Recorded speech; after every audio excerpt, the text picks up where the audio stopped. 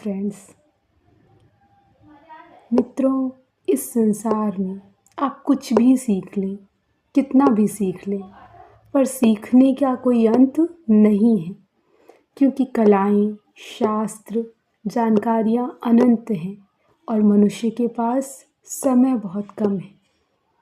सीखे हुए को पुनः पुनः नए नए तरीके से सीखने की गुंजाइश बहुत है।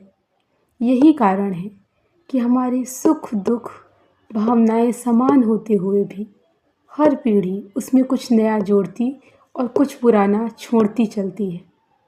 अभिज्ञान शाकुंतलम में एक जगह कालिदास लिखते हैं, आपरितोषाद विदुषाम न साधु मन्ये प्रयोग विज्ञानम।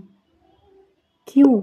जब तक विद्वान पुरुषों का परितोष नहीं हो जाता, वे संतुष्ट नहीं हो जाते, तब तक मैं अपनी नाट्य लेखन की कला से या किसी भी चीज़ से संतुष्ट नहीं हो सकता। क्यों?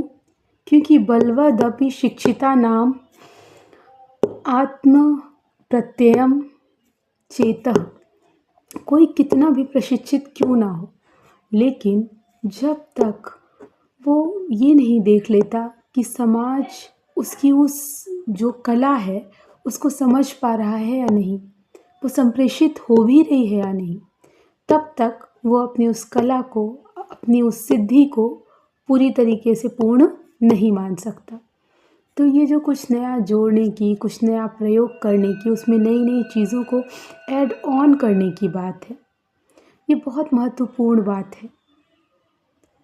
जब तक दूसरे भी उससे लाभान्वित ना हो, तब तक हमारे द्वारा रची हुई, हमारे द्वारा सृजन की हुई किसी भी वस्तु का क्या मूल्य है, इसे लेकर जो विद्वान पुरुष हैं, जो बहुत ही भली भांति अपने काम में कुशल हैं, क्योंकि कर्मों में कुशलता ही योग है।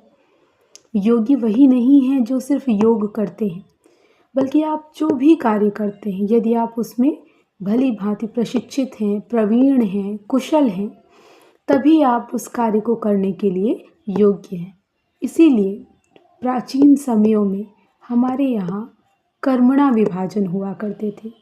जो लोग युद्ध कौशल में भली भांति प्रशिक्षित होते थे, वो क्षत्रिय होते थे। विद्या अध्ययन अध्यापन का कार्य एक वर्ग विशेष को दिया गया था और समाज सेवा के लिए अलग लोग नियुक्त थे।